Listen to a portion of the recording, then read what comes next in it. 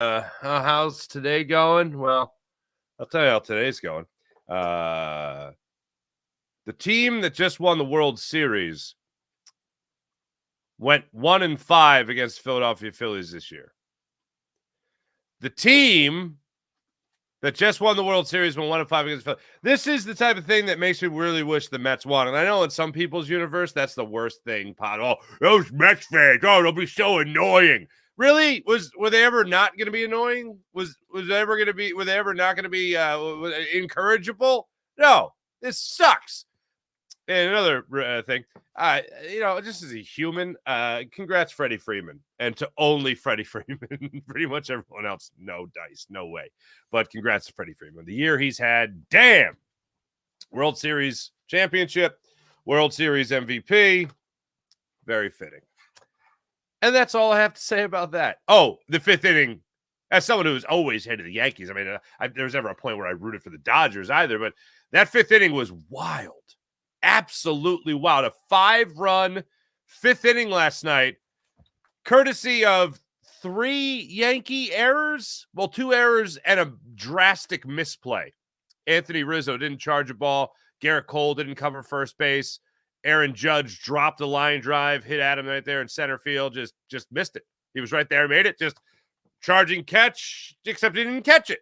Wasn't sliding, wasn't diving, nothing. And then he makes before that, he made an incredible play running to his right, slam it against the wall. But 3 misplays, I believe 2 errors charged, and that led to the 5-run inning to allow the Dodgers to come back. And what ended up being the largest comeback in World Series history. Down 5 runs and coming back to win. I'm amazed that in the history of the World Series, that's the biggest comeback. But anyway, that's what it was. So the Dodgers are world champions. That's the way that one works. All right. Last night sucked, not just for the fact that the Dodgers won the World Series. I mean, there was no people asking me who you're rooting for in this one. I always find that question interesting when it's a non-Philadelphia team. Who you're rooting for? I only root for Philadelphia. There's no other team that I root for. I was rooting for the meteor to hit the earth, so I didn't have to watch either one of those teams win another World Series. But I guess the next best thing was Freddie Freeman playing extremely well, historically well, being a World Series MVP. But I wasn't rooting for really any team in the World Series. So that happened last night. And while that was happening last night, the 76ers were playing Tobias Harris in his return to South Philadelphia. And Tobias Harris and the Detroit Pistons handed the Sixers a 105-95 loss. It wasn't that close, folks. It wasn't that close. This was an embarrassing loss. It's probably the most embarrassing 10-point loss I can remember in a recent history. This was awful. And Tyrese Maxey, 32 points, game high 32 points. And then you look and you see he's 2 for 10 from the look, I'm not ripping Tyrese Maxey. I'm just saying 2 for 10 from beyond the arc, which obviously not great. And then you see Kelly Oubre with 13 points is the next Sixers highest scorer. Kelly Oubre, 13 points. He was 5 for 14 from the floor. 5 for 14. Tyrese Maxey, 12 for 25. Kelly Oubre, 5 for 14. No other Sixer made more than 3 baskets in this game. And God bless him. Tyrese Maxey, after the game, when he was addressing the media, you know what he said? You know what he was talking about? I'll tell you what he was saying. What he was talking about. He was asked about, hey, why have you guys lost? What's the problem here? What's going on there? Why have you guys, if you had to point to one thing in these first 4 games, why you're 1-3? Why is it? And God love him. You know what he said? I'll tell you what he said. Here's what he said. Hey, you know what we did? We didn't rebound. We didn't hustle. We didn't play tough enough. He didn't mention Joel Embiid. He didn't mention Paul George. Because, if those guys are healthy, then they're playing a little bit better and things are a lot better. And they're not playing. But he didn't mention that. He had to be asked specifically about that a couple of questions later. He's like, yeah, everyone's got to make up for what Joel Embiid's doing, and he's an MVP candidate every year, and it's pretty hard to make up for that. More accurate, but I like that he didn't just go to that right away as an excuse when it's right there for the taking. Nick Nurse, before the game, during the game, actually, was showing his frustration, more so with foul calls. But as we highlighted throughout yesterday's show, Nick Nurse is at his breaking point with all this Joel Embiid stuff. Like literally to the point where at his practice press conferences, he's being asked about Joel Embiid. He's like, "Whoop, let me stop it right there. You have the update? You have the update? You're updated? We're done." So then yesterday before the game, Howard Eskin got to him. And Howard Eskin was asking about whether or not it's fair to the fan base. That's how you say that. Fair to the fan base that the Sixers are offering misleading comments about Joel Embiid's playing status. We'll let you hear that exchange, courtesy of Keith Pompey via social media. And Jalen Hurts addressed the media yesterday. Now, I feel like every time I'm about to question Jalen Hurts, I have to put it out there for the haters. I love Jalen Hurts. And I want Jalen Hurts to be here for a decade plus. Like, I want that mentality. I want that mindset. I want that ability. I want that guy as our quarterback here in Philadelphia for the foreseeable future. Franchise guy, no doubt. Never a doubt in my mind. Did he go through his struggles? Did I acknowledge them? Absolutely. And he appears to have gotten through to the other side, at least for 3 straight games now. And hopefully it's 4 straight games coming up against the Jaguars at 4:05 on Sunday. But I was really baffled. Now, on the Vic Fangio meter, or on the Fangio meter, all right, this is much more of a than it is a. So it didn't really grind my gears that much. I don't understand why, and perhaps we can help each other understand why. And I'll play the whole exchange for you. It's with Jeff McClain of Inquirer.com. And Jalen Hurts was asked about the changes in the offense. Now, I don't know about you, but I played 1 year of freshman football at Archbishop Wood High School, okay? Maybe you did even less than that. Maybe you just played Madden, okay? I played Madden too. But anyone who has experienced any form of football can look at this Eagles offense over the last 3 weeks and go, this is different. I think anybody that has watched football with any regularity in their life can see this Eagles team after the bye week and before the bye week and go, this is what I'm watching now is different than that week off they had. What do you call that? A bye week? Oh, wow. Yeah, this is different. And yet Jalen Hurts was extremely vague, maybe a little coy when answering a question about why and how this offense has changed. And he's acknowledged, he did this after the game against the Bengals, where he said, yeah, he's pushing for things to do different. And he's talking about what Kellen Moore brings to the table and how this offense changed. And now he gets asked a question point blank about how things have changed. You've pushed for things. Tell me about how it's changed and how it's helped and how it's come about. Huh? What? Things have changed? What are you talking? Yes, of course things have changed. Why not just acknowledge it? Why not bask in it? Why not say what you've been alluding to really for the last 2 weeks about how this offense has changed and your influence on it, or Kellen Moore's influence on it? I don't understand it. It doesn't make any sense. I don't feel like the Eagles have obviously won any championship or anything, and they can just kick their feet up and just relax and pat themselves on the back, because you certainly don't want them doing that, and I certainly don't want them doing that. But when he was answering the question about what's going on here with the offense and it changing, he's like, "Oh, what are you talking about? We haven't. How has it changed? How has it changed?" Well, it's changed drastically. He's thrown over the middle of the field. He's under center. They're running the football a hell of a lot more. He's throwing the ball less. So what are we doing here? Things are very different. What are we doing here? So we'll get into that conversation. And Saquon Barkley, I didn't realize this. Saquon Barkley has never spiked a football previous to Jalen Hurts handing him the football in the final touchdown against the Bengals and saying, "Spike this." Saquon Barkley had a 17-yard run, I believe it was, to set up that tush-push touchdown. He came up a sliver away from scoring that touchdown as he extended to the pylon and just couldn't get there. They run the tush-push. They score the touchdown. It absolutely should have been Saquon Barkley's touchdown. It was not. And Saquon goes into the end zone with Jalen Hurts, and he's celebrating a little bit. He's happy, as anyone would be. And then Jalen Hurts hands him the football to Spike, and he says he's never done that before. And he did spike it. So we'll let you hear him on that. And also, this is the question that goes back, as far as I'm concerned, to Chip Kelly. And I remember arguing, and there was a game in particular that really spurred this conversation in Philadelphia. It was when the Eagles lost to the 49ers in San Francisco. And actually, I think it was Santa Clara. And they handed the football to, I forget who it was at the time. And it was always out of the shotgun. Shady McCoy. I think Shady was still here. They hand the football to LaShawn McCoy flat-footed. And they did it in a goal line situation in that loss to the San Francisco 49ers. And the conversation started with, well, wait a minute, hold on a second. Why are they handing the football to a flat-footed running back when you could go under center and allow him to get a little momentum going? And I've never really heard it asked of a running back, that point blank, because in all honesty, it seems like a stupid question. It seems like the obvious answer is, oh, it's better to be under center and you can get a little momentum going. Well, finally, that question was asked of Saquon Barkley and how being under center and the Eagles being under center more than they ever have in the Jalen Hurts era, how much this has helped Saquon Barkley's numbers over the last handful of games as well. And he was asked what his preference is, whether or not he should be lined up next to the quarterback in shotgun, whether he likes being in pistol, or whether he likes being under center. And he offered a very interesting answer. So I'll let you hear from all that. But first, let's get into the Jalen Hurts stuff, because I don't get it.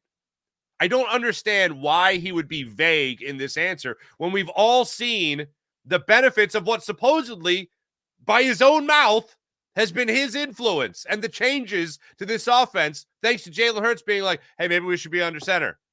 Hey, maybe we should run the ball more. So Jalen, motion is another thing. I'll let Jeff McClain sum the whole thing up. But this was yesterday during Jalen Hurts' press conference, about 90 seconds. Answer this question for me. Why is Jalen Hurts not acknowledging what he's already acknowledged in terms of influence on the offense and how the offense has adjusted since the bye week? Jalen, a lot is, at least on the surface, looks like the offense has changed significantly since the bye.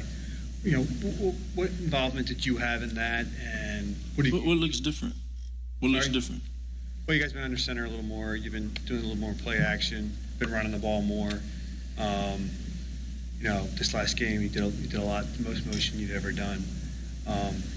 So, did you have any say in that? And you did mention pushing for certain things, and are we seeing the direct result of that now? Playing well. Yeah, no, I think not directly. It's a constant navigation from everyone. It's a constant navigation, everyone, and you know, everyone has a voice in that. You know, and the number one goal, I've told you my goals, and it doesn't really matter how it looks. It doesn't matter how it gets done. It's a matter of playing efficient ball and going out there and winning. And so we've been able to do that, you know, over the course of the tenure here and in a number of different ways. And so, you know, navigating what it's supposed to look like for this team this year, you know, that's always a challenge. It's something that's going to be presented naturally, but you know, you seem to find it at some point throughout the year with regardless who the coach is, regardless who's you know, calling it in and who's out there. And so you know, the most important thing is finding that at the right time, and we just want to continue to progress. I'm not making much out of the no matter what coach it is, because I think it's pretty obvious. 3 offensive coordinators, 4 play callers. So, yeah, he's got the right, and he's dead on accurate when he talks about it doesn't matter who it is. We got things that we want to do well, or things that we do well, and we'd like to do those things until a defense stops it with, you know, some consistency. But as far as what's different, just about everything seems different.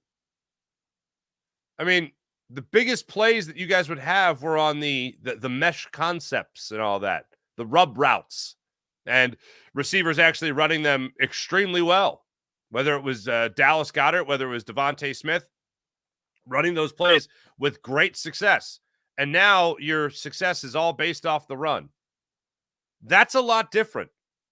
You throwing a football 14 times is very different. You throwing a football 20 or fewer times in back-to-back weeks is very different. You having a passer rating in triple digits for 3 straight weeks, that's very different. All this is different. So I don't know if he was just trying to catch Jeff McClain off guard, but Jeff nailed it. What's different? Oh, just about everything, Jalen. Here's the specifics. This, that, and the other. Oh, okay. Well, not directly. I wouldn't say directly my influence. Well, I would say it's directly.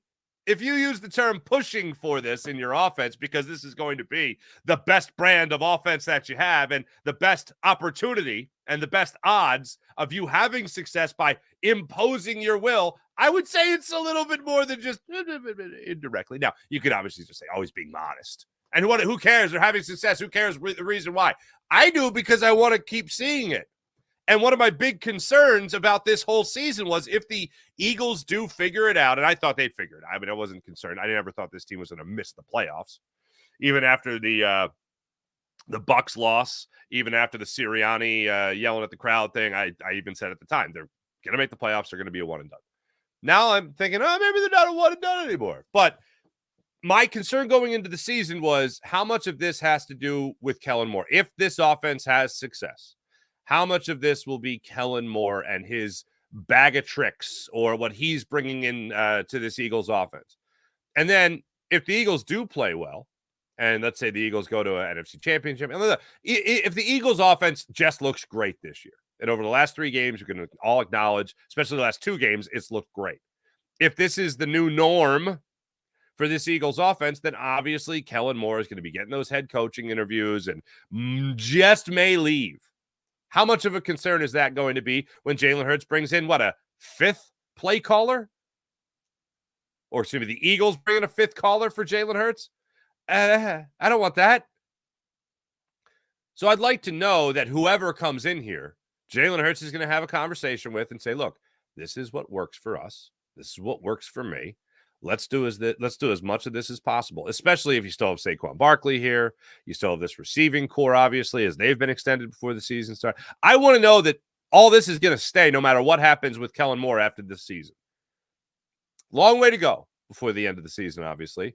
But as of right now, I want to know that this is very controllable and sustainable for the foreseeable future. I don't want somebody else coming in here and trying to change things. I want Jalen to have that voice.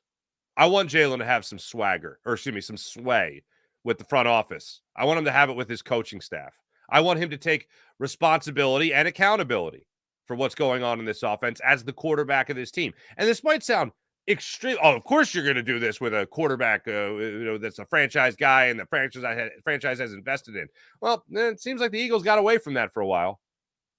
And one of the things that's fantastic, and I've gone back to this a number of times already this season, but one of the most telling things we heard in this off-season training camp really was before the practice at Lincoln Financial Field. And Jalen Hurts was asked about cutting down on turnovers, stop the turnovers, stop doing the turnovers, no more turnovers. And he's like, how are you going to improve upon the turnovers? And one of the things he jumped to was doing what he's coached to do. Now, he's obviously not coached to look at the other team and go, hey, you want the football? Here you go. He's not coached to do that. But what he is coached to do is put that precious pigskin in peril by bombing it down the field, taking plays you don't need to take, not playing good situational football. And whether it's the throw to Quez Watkins last year against the Seattle Seahawks, or it's the late touchdown against the Commanders to A.J. Brown when you could have just run clock. That, to me, not the best decision, but I think that's what Jalen's been coached to do. And in many conversations I've had with Seth Joyner, of course, during our pre- and post-game show, that's certainly what Jalen Hurts has been coached to do. The last 3 games, it doesn't look like that. You could bring up the game-sealing throw to A.J. Brown down the sideline against the Browns that, again, sealed that game.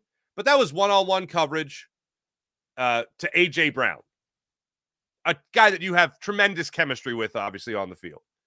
You can take that shot. And that's not to score a touchdown. That's to get the final first down of the game. That, to me, isn't a big risk. That, to me, is icing the game. And they did that on that play. But Jalen Hurts, over the last 3 games, hasn't taken those shots downfield that puts the game at risk. He has played good, smart, situational football.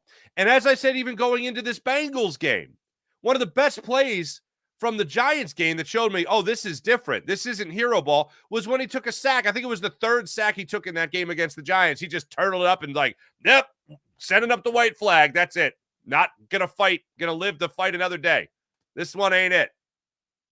It's plays like that where you see him try to escape the pocket, extend the play hero ball, throw back into the middle of the field, interception. You haven't seen that over the last 3 weeks. That's a huge difference as well. Huge difference. What he's coached to doing. If this is Kellen Moore getting his hands on him, or if this is Jalen Hurts sitting down with Nick Sirianni and Kellen Moore and say, all right, look, let's go back to this bread and butter here. What some people might call the identity. We have Saquon Barkley in the backfield.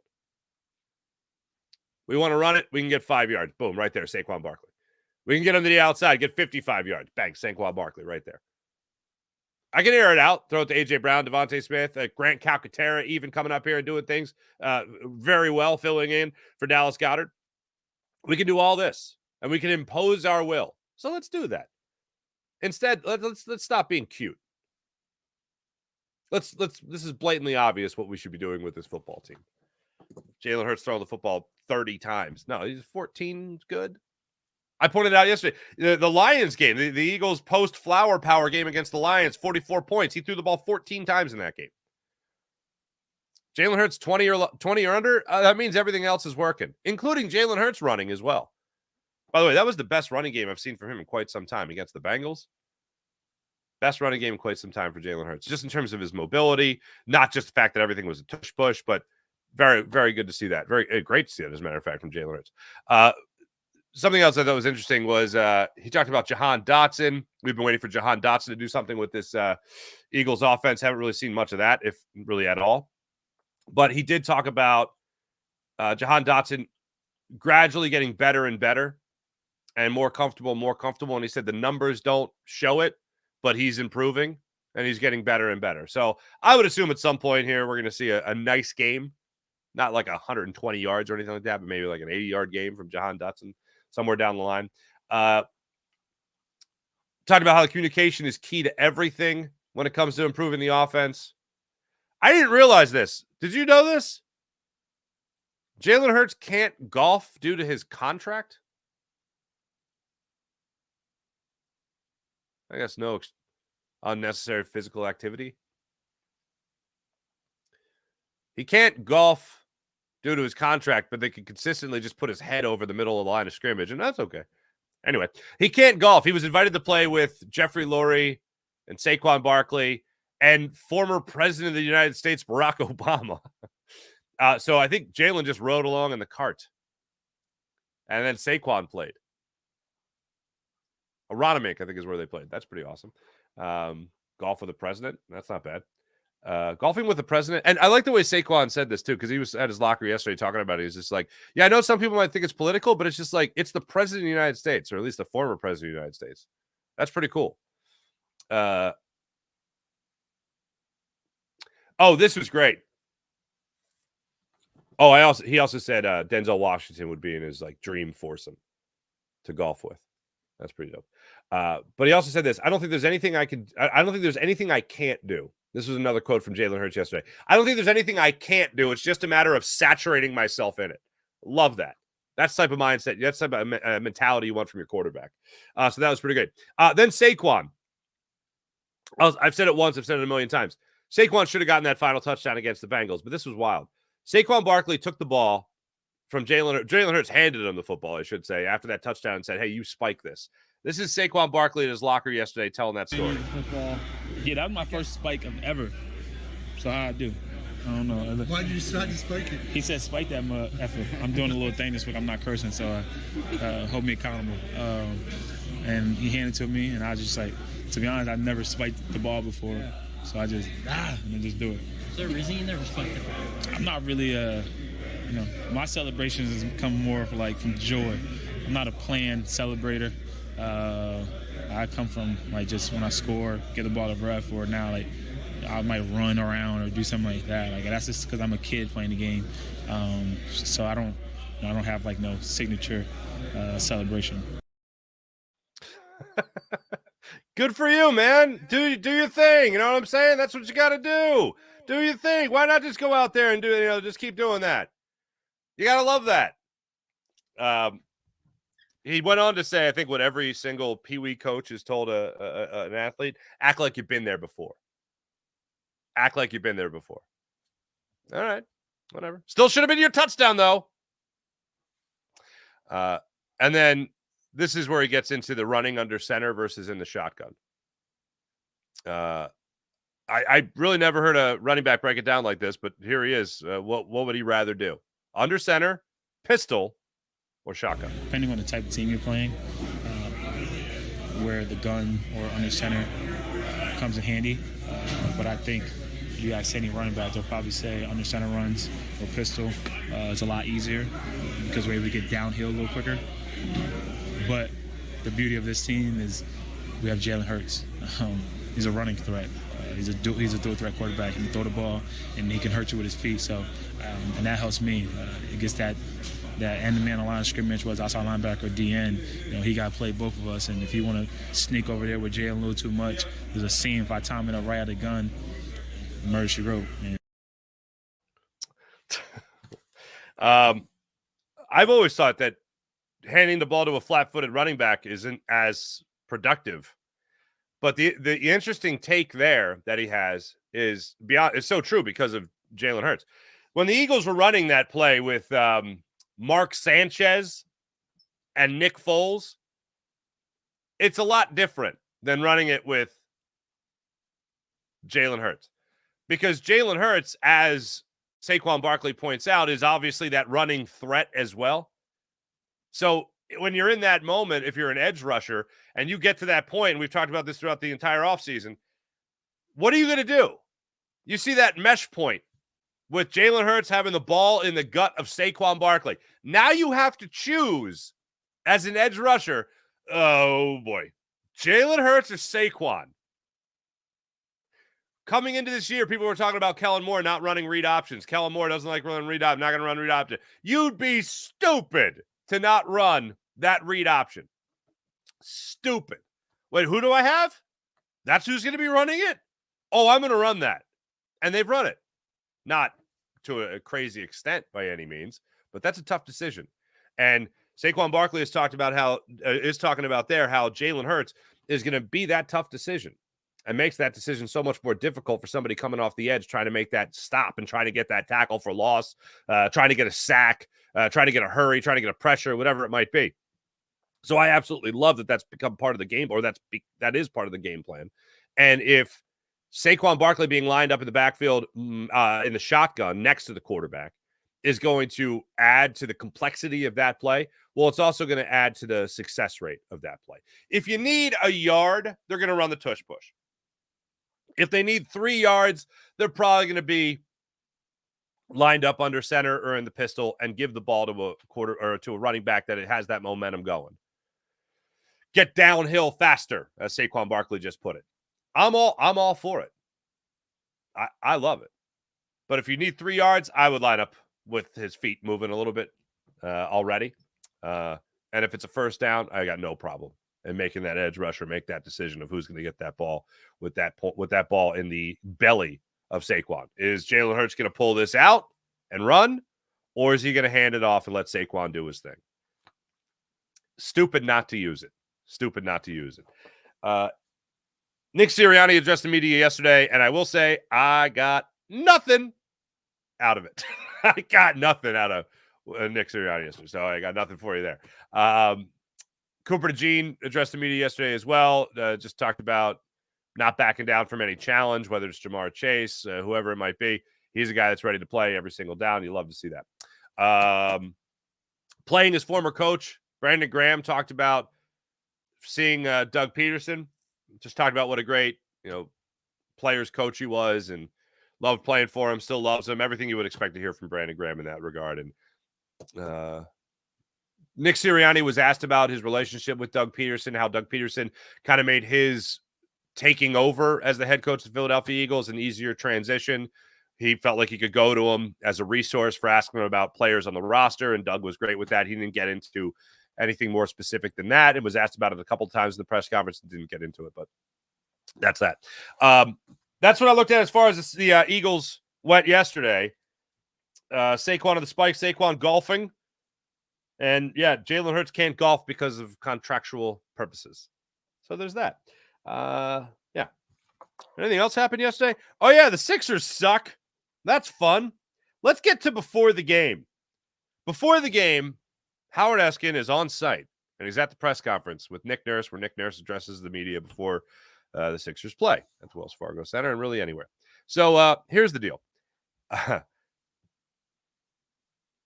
Nick Nurse is being asked about whether or not it's fair to fans, this whole status of Joel Embiid and his health in this season. Whether or not it's fair to fans buying tickets and all that. And Nick Nurse, that's about a minute here. Nick Nurse caught between a rock and a hard place for the second straight day when asked about Joel Embiid. That's a big question to lead off with. Listen, our guys are working out. They are making progress. They're going to have workouts tomorrow, Friday. We hope to have a better indication of where they are by then. Update you then. But that didn't answer the question. Do you think it's fair? I mean, I have complaints from people, I'm buying tickets and I don't know whether they're going to play. And they're listed as out. Within the league guidelines, we have to list them. That's why the league has those guidelines, and we list them that way. And you do it the day before, but a lot of people buy tickets earlier than that. Well, we don't have all the information all the time, right? The reason you do it the day before is you want to make sure, right? So So is he going to play back-to-back games, as he said he's not going to do, to give them some indication? I think at this point, again, everything's always fluid, but I think at this point, the first back-to-back coming up, I would imagine he would not be part of it, but I don't know which end of that yet. I know that the man is extremely well paid, and I know that these guys are compensated, blah, blah, blah, blah. That sucks. Nobody wants to be in that position. Now, is it fair to the fans? No. That's an easy answer. Can he say it? Of course not. But no, it's not fair to the fans that are buying tickets to see Paul George, Joel Embiid. The Paul George thing I almost completely excuse because he's not healthy. Like, we saw the injury happen. This Joel Embiid thing came out of, to say it came out of nowhere might be a bit much, but it kind of came out of nowhere. Played in the Olympics. Week leading up to the regular season opener in South Philly against the Bucks. It's like, oh, Joel Embiid is ramping up. Oh, he's ramping up. But ramping up to play, obviously. Oh, he's not playing. What? Was there a setback? There was no setback. So he's going to play the next day. Oh, no. Is he going to play this week? No. After this? Probably. Still not playing. Doesn't look good for Saturday night either. This is... Oh, by the way, they also been fined $100,000 for misleading comments on Joel Embiid. All right, but they did no wrongdoing as far as violating the team's or the league's player, what's it called? Player availability clause. Okay. No, it's not fair to anybody.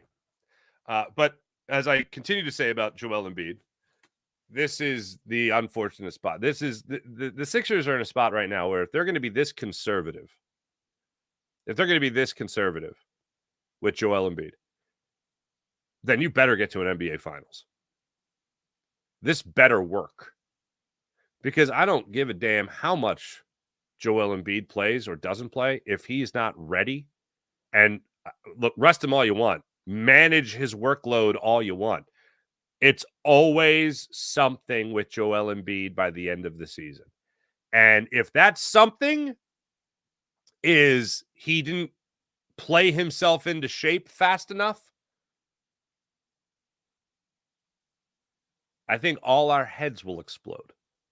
They get bounced out of the first round. They get bounced out of the second round. With Joel Embiid not being in shape, forget about like injury. I'm not talking about an MCL. I'm not talking about an ankle. I'm not talking about a concussion. I'm not talking about gastroenteritis. I'm not talking about any of the number of things. Markelle Fultz's shoulder magically comes out of nowhere and breaks his face somehow. I'm not talking about injury. I'm talking about not being in shape yet. If they're too conservative and he hasn't played himself into shape, if they're too conservative and the Paul George, Joel Embiid, and Tyrese Maxey triumvirate, if you will, big three, aren't used to playing with each other enough yet, and they got to be, this is the first year, get all these guys together. Next year's the real year you compete.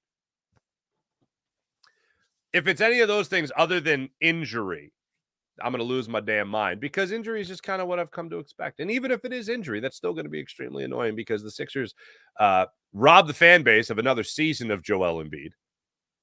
Expect you to still pay full price for your tickets and all that. You have to guess which leg of a back-to-back he's going to play in, and you still fail? Cool. As for the exact opposite of this, Tyrese Maxey, he went out there and he played his ass off last night. Sixers were not great on the boards, unfortunately. Andre Drummond. I agreed with Nick Nurse after the game. Nick Nurse was talking about how they were just kind of in the position to make rebounds and weren't making them. And there were a couple instances there, especially with Andre Drummond, who I think only had 11 rebounds last night. A couple instances there where he could have easily had like 18.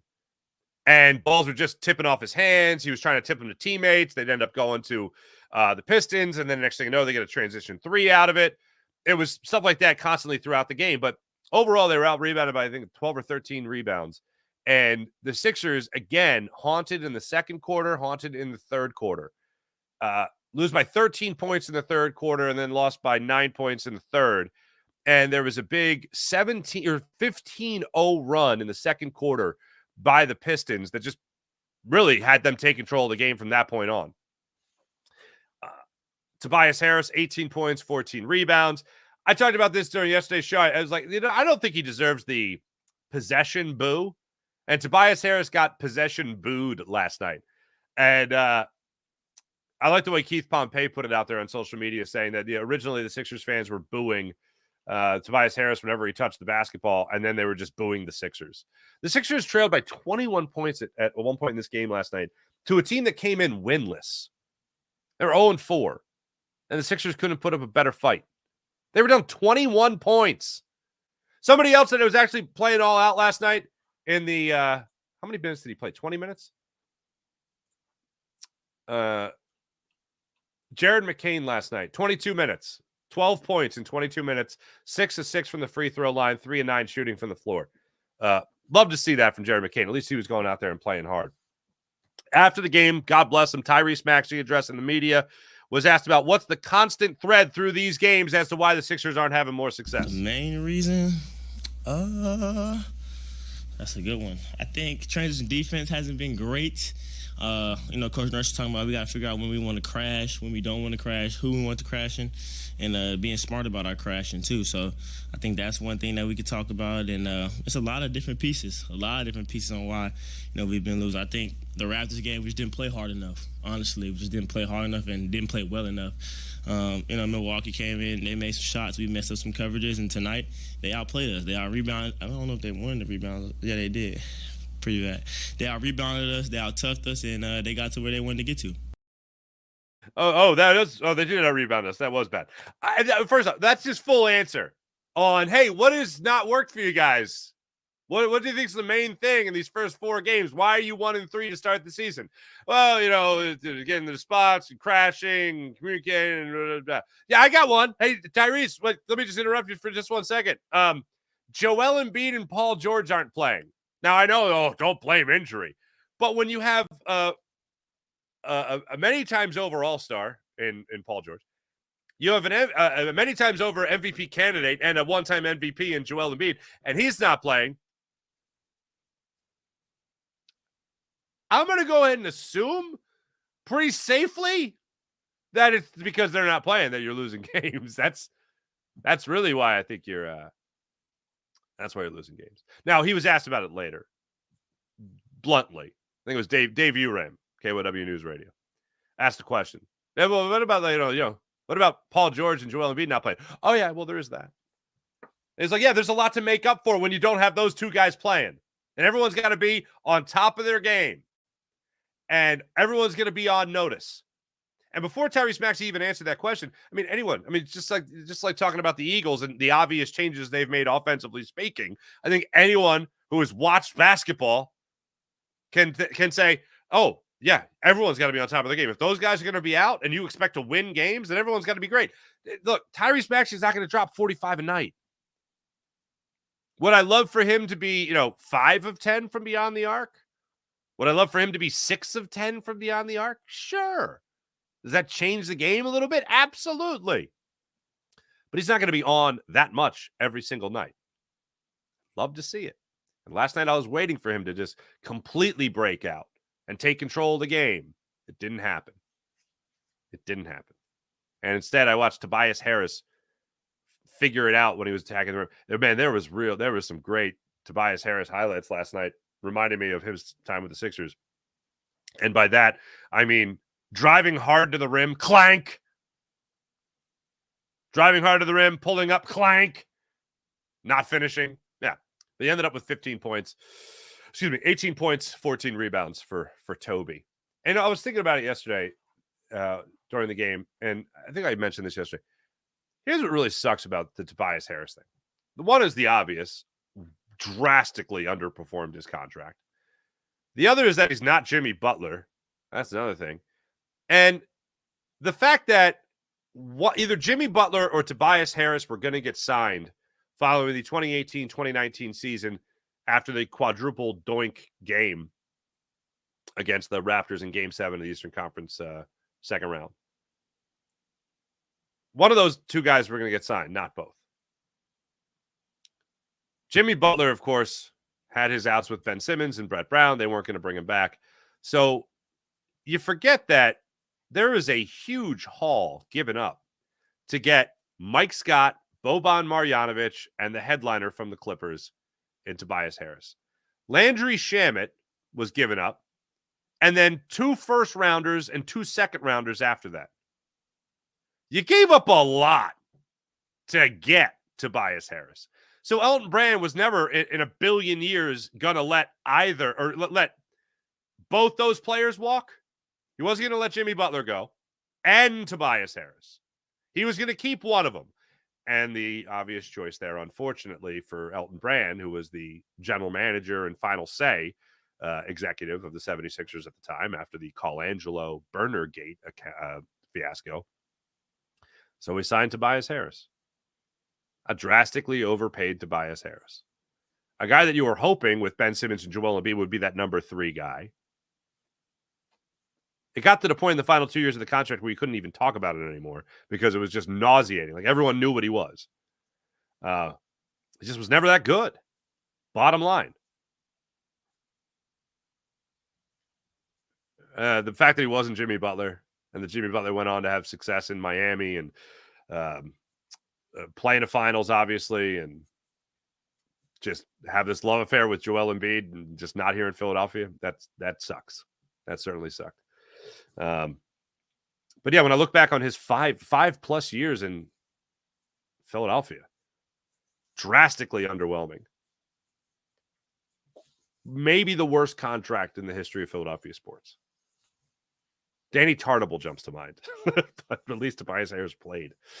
And that was 5 years for Toby. But yeah, got booed every time he touched the ball last night. There you go. So that's fun.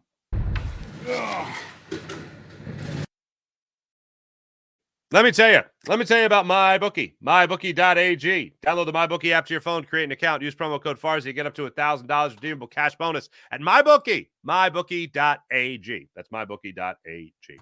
How about the Game Time app? Want to go to a game? Want to go to a concert? Want to go to a comedy show? Game Time app has you covered. Download the Game Time app, create an account, use promo code FARZI, and get $20 off your first purchase. Whether it's a college football game, whether it's the NHL, whether it's the NBA, there's nothing like being at the game.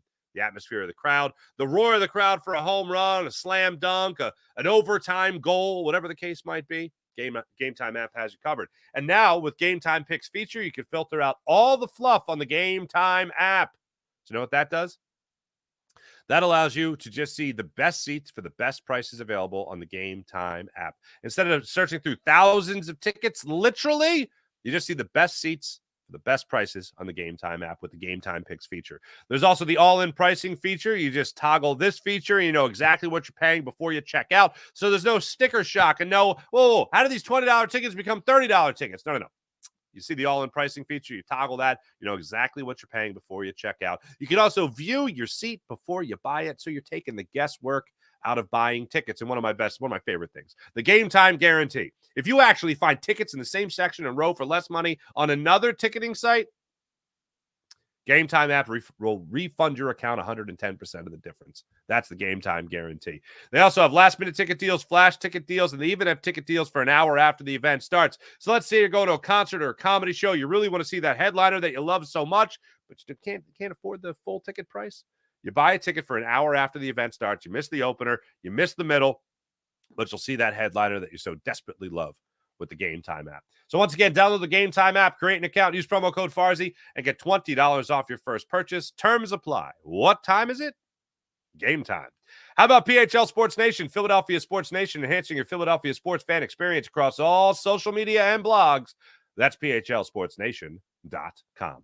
Let's not forget about our friend Brett at Sky Motor Cars, SkyMotorCars.com. Check out Brett's amazing inventory at SkyMotorCars.com. Let's get into the chat check and see how we're doing, ladies and gentlemen, on this fine Halloween Thursday. Lil Toots is Ariel, and Leo is Flounder.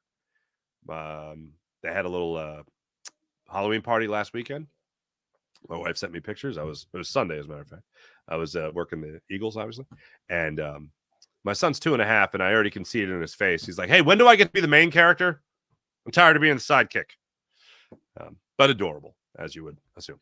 Man called David. Hello, David. James Alexander. I don't know why I keep doing that. How you doing? Farzy, no way they got out rebounded. Yep, they got out rebounded. Sean Gillespie, what's happening? Oh, Dizzle. I brought up the Eagles using shotgun and being redundant of being under center. You dismissed it. Now it's all over the media for the default Eagles biatch. What? You brought up the idea of them being under shotgun too much? I dismissed. I don't remember the conversation. That's the way it went. My humble apologies. But I don't think I've ever poo-pooed the idea of being under center. I've been a champion of under center my whole life. Sean Gillespie, what's going on again? Regular and playoff seasons are very different, as the Phillies have proved over the last 3 years. Very true. I still don't have to like it. Sean Kilray, good morning. April. Good morning, April. Pin 9617. What's popping? Bob Constantine, Philly pro teams are very mediocre. Certainly feels like it. Hurts has a 127.4 passer rating over the last 3 games. And in the Eagles history, only Randall Cunningham in 92, Carson Wentz in 2018 have also had a 3-game span completing at least 71% of their passes. Damn, that's pretty damn good. Continue with the comment of their passes with no interceptions. There you go. Keep everyone befuddled, Jalen? I guess. Morning, everyone. Good morning, Jason. Cage Corpus is going on. Hurts won't acknowledge it because they took stuff off his plate. That is interesting. I like that. That's an interesting take on that. That would lead into why he would say, I feel like I can do anything if I just, what's the word he used? Saturate himself with it. Randall in 92 made the Eagles great again. Dank Bird Gang 52. Do we really expect Jalen to actually answer that question to the media? Why wouldn't he? Here's what I don't like. I've imposed. I've told coaches to impose our will. Urged, I believe was the word. Pushed for was a word to change things up in the offense. Jalen Hurts is saying this, and then he's asked about it. He's like, I haven't said that. Like, that's why I expect him to answer it.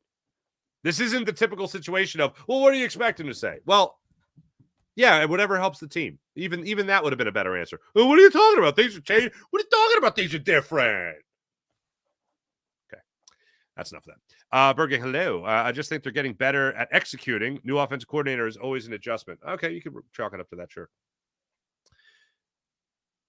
Brian Singleton. Hello. 6-2, and we're still doing this. Well, I'm about the clock. Still doing what? 5-2. Thank you for correcting him. Good morning. Wine Niners Wine. Sean Kerwin, Philadelphia Eagles could also make sense for Zadarius Smith, edge rusher, Cleveland Browns.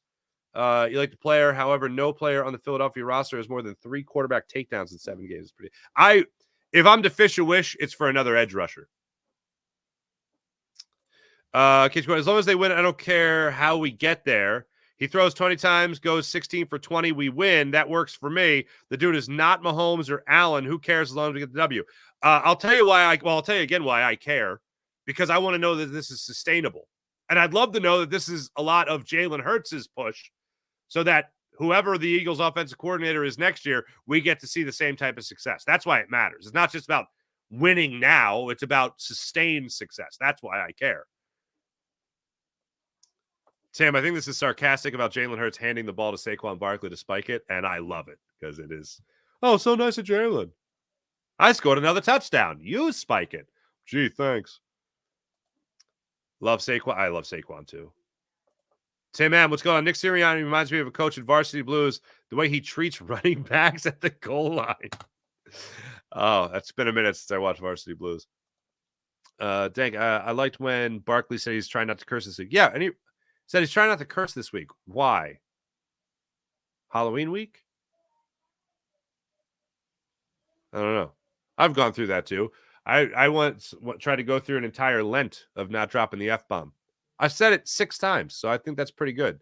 Because when I'm not on microphone, and I don't curse on this show, but when I'm not on a microphone, I tend to, and the kids aren't around, I tend to have a potty mouth. Why Niners won? Happy Halloween. Maybe Soriani can dress up as a mature adult. Maybe. April, love seeing the sad Yankees fans last night. Tate, Nick knew what he signed up for. Nick Nurse, yep. Paul George, always injured. Brian Pumper, what's going on? Nurse knows as much as us. He don't control that bum Embiid. JB, do you think Nurse is a good coach? Yes, I do. And I love what Nick Nurse did last night. At what point of the game? This is the 4th quarter.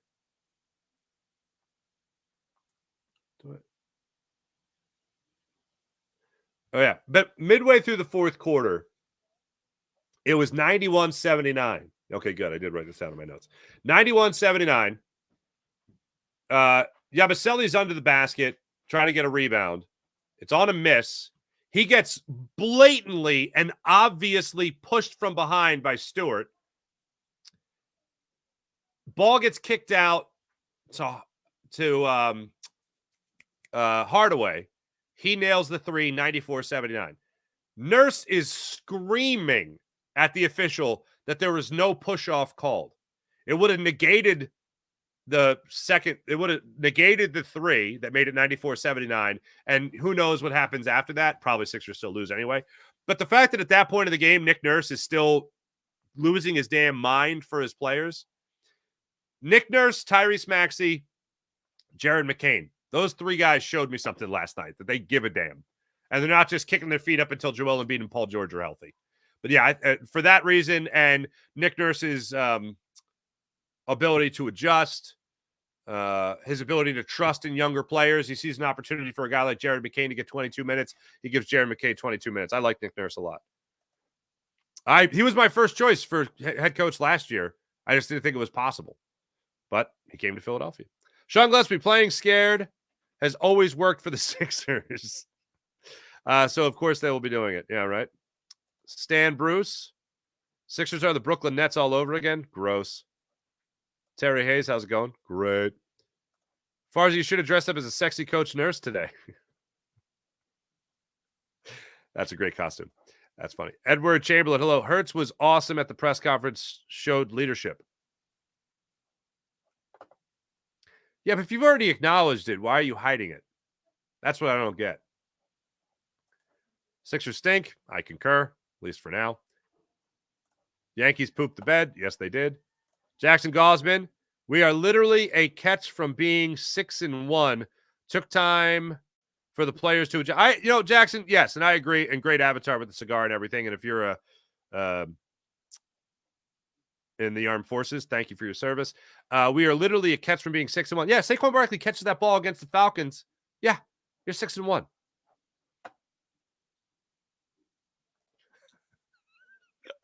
T-Bro, I agree with this. My second year of kindergarten tells me this is a real number. $1 billion over 2,000 years to get Soto. Jason, I'm questioning Nurse for sure. Some of his lines make no sense, but these lines, I'm not judging him on these combinations right now. This is kind of something he's been thrown into with Joel Embiid and Paul George. So I'm not more over the course of his body of work. WTF or RTF should have dressed up like Nick Sirianni. That's what I get more often than not. Thanks everybody in the chat. You guys are wonderful as per usual. Let's get to the morning rush brought to you by Sky Motorcars, SkyMotorcars.com. Sixers back at it against the Grizzlies, 7:30 Saturday night. So don't miss that one. We'll wait for another update on Joel Embiid and Paul George, but I would assume it ain't looking good. You got a Thursday night matchup tonight. The 6-2 Houston Texans in North Jersey to take on the Jets, the 2-6 New York Jets. That's a shame. That one's going down tonight, 8:15 on Prime. So don't miss that one.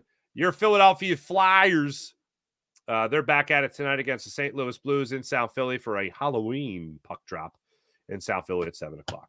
Thanks for watching. Thanks for listening. My name is Mark Farzetta. This is the Farzy Show presented by MyBookie, mybookie.ag. Download the app, create an account, use promo code Farzy for up to $1,000 dreamable cash bonus. And don't forget the Game Time app.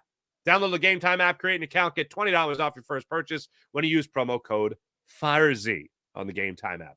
Thanks for watching. Thanks for listening. Make sure you hit like and subscribe on the Farzy Show YouTube channel. Make sure you hit like and subscribe on the Jacob Media YouTube channel. Make sure you hit like and subscribe on the Seth Joyner Show YouTube channel for all your Eagles pre- and post-game needs. And make sure you hit like and subscribe on the Locked On Sports Philadelphia YouTube channel, where yours truly gives you your 76ers postcast, just like we do and we did throughout the entire Philly season with your postcast on Locked On Sports Philadelphia. I'll be there breaking it all down for you throughout the Sixers season as well. Thanks for watching. Thanks for listening. You guys are great as per usual. We'll be back with you guys tomorrow morning for the Friday edition of the Farzy Show. Have a wonderful Halloween, everybody. Hope it is fantastic for all the little ones out there. And if you're having a party, have a great time. Have a great day, everybody.